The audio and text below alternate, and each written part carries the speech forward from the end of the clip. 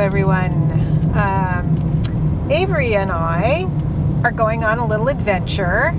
We're taking a road trip to Tennessee since the power was going to be out for another day. I thought, what the hell? Why not? And so I made a pit stop in Charlottesville. I just wanted to I need to use the bathroom, and I wanted to get a little coffee at Starbucks. And then it looked like there had been an accident on 64, so Google Maps is taking me around a different way, and it's put me on this road that I have no idea where I am or when I'm going to get back to the highway. But it's awfully pretty, and it's a gorgeous day, and we will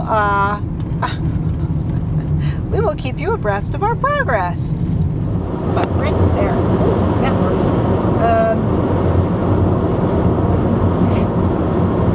So this is a long drive, and I thought I would sort of record my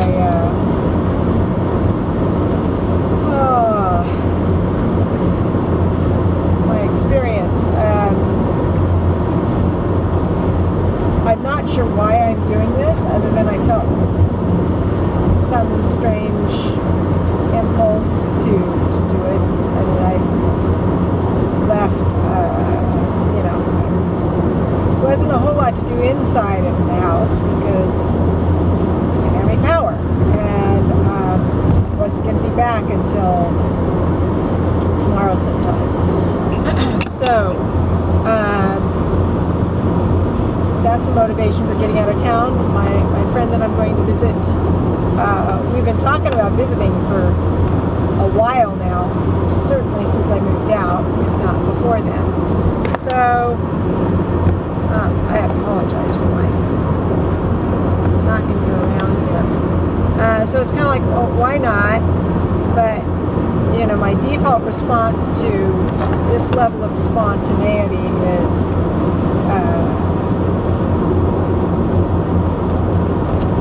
there's a certain element of anxiety, like intense anxiety, as in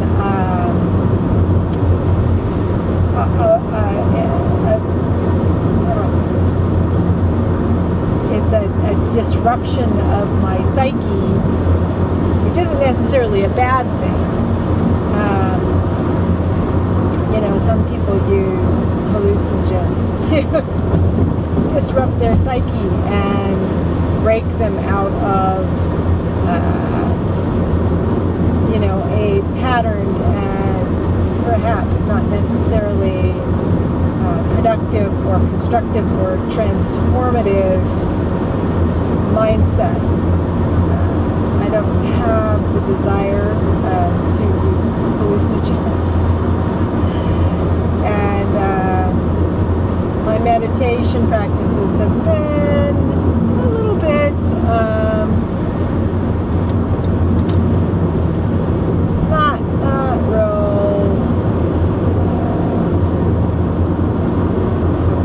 I want to say focused, but that sounds redundant, but it's true.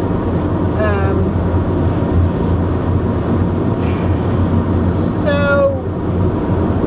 I guess my intent, number one, is to meet a friend that I haven't actually met yet, and maybe more than one, depending on who's around, and see someplace new, and see how Avery does on a longer road trip. But I know that the act of doing this is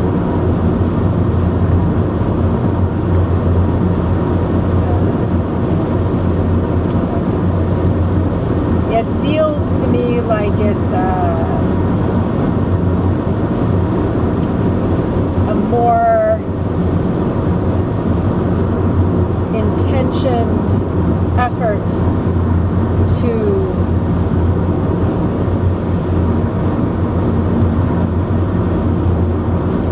separate separate myself or break myself off from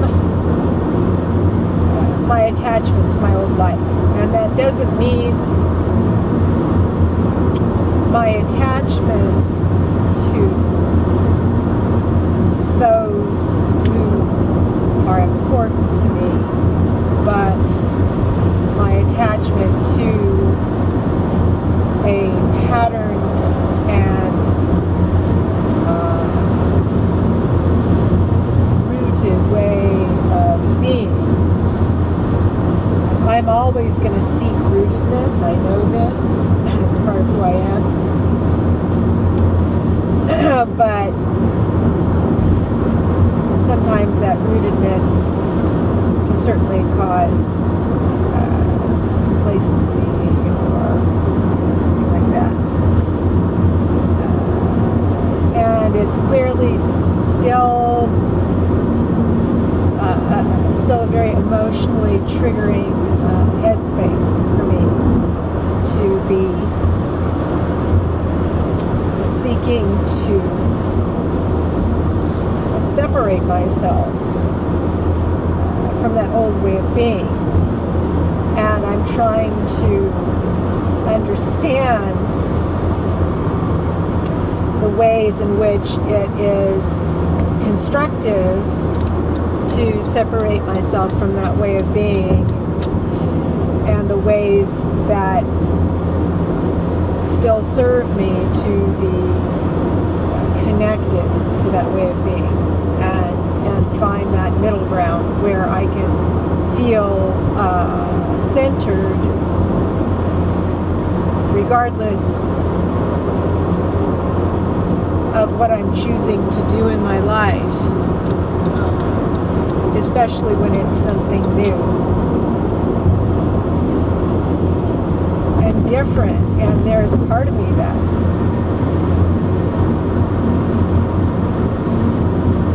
really rebels against that, because it is so disruptive to my sense of identity, even though I've already processed, well, I've gone through, I won't say that I've completely processed, I've gone through these life experiences that have already put me in this other place. So that's it for now. I will continue.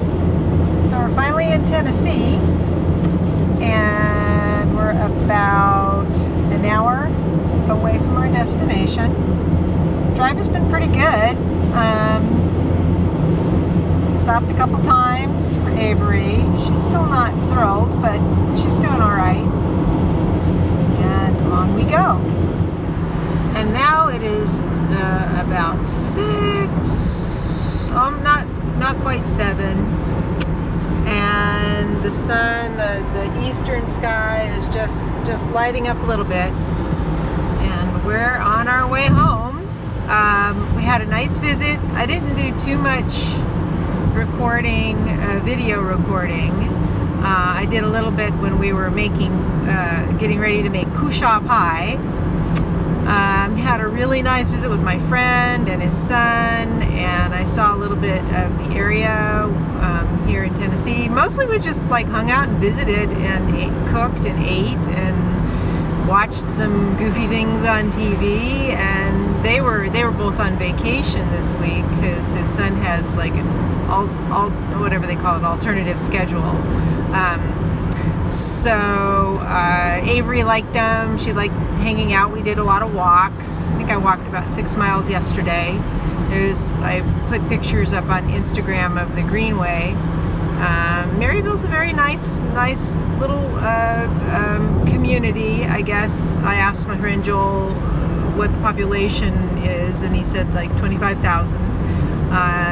It's not far from Knoxville, which is, I guess, a few 100,000. Yeah, so it proved to me I can do this, so that when I do a 3 or 4 hour road trip, it'll be that's nothing, because this is more like 7 hours. My electricity is back on. The weather is looking nice, should be nice for traveling. Tomorrow I'm getting my chimney inspected and I'm getting wood delivered, and I feel kind of motivated and inspired to get back to my own stuff now.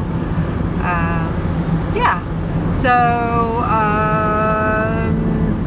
we'll see if I do any more recording than that. Hang on. Oh, what did it do? I don't understand. Okay, hang on, Jax. Avery, where'd you go? Alrighty, what we got there, You silly Jax? dog. We got a chumash. A kusha. Kusha. How's it going? Kusha. And what you got there in your hand? I got an X. Okay. And what I'm you gonna do? cut this. Cut it, boy. Whoa.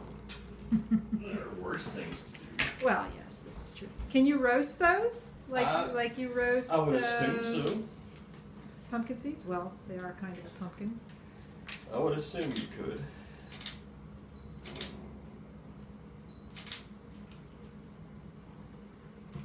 What are we doing with this pumpkin? Or chumash? Kusha? We're gonna stick that kusha in the oven. Oh, barf. Here, I'll get this one. Oh, barf.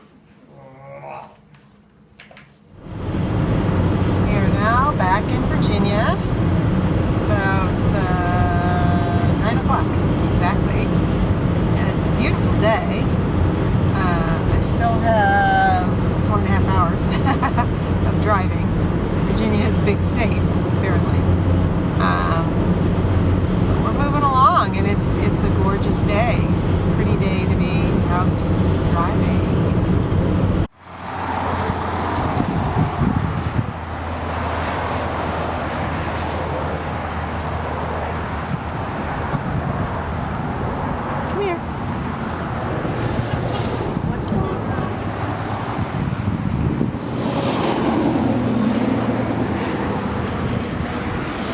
Almost home. Hey, Avery. I decided to stop at the apple orchard on the way back because we're supposed to be doing like a cider press on Saturday with the dojo at somebody's farm, one of the guys' farm. So I've been meaning to get up here and I haven't done it. I meant to come up on Friday, and anyway, so this was on the way. So we're up at the apple orchard now.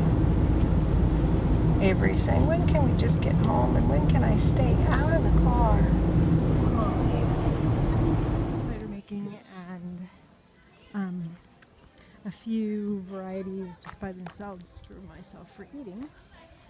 But this is up near Charlottesville, near Monticello. And Avery's glad to be out of the car. Oh my goodness. A little bit of color here and there. But we're kind of high up here, you can see. That way. Come this way. Leave that alone. Come over here. I could kind of do without the bluegrass, but that's just me. I guess it adds to the ambiance. Lots of pumpkins. I think they have cider donuts there. I might try. But I just wanted to get Avery out of the car for a little bit before we finished our journey going back home.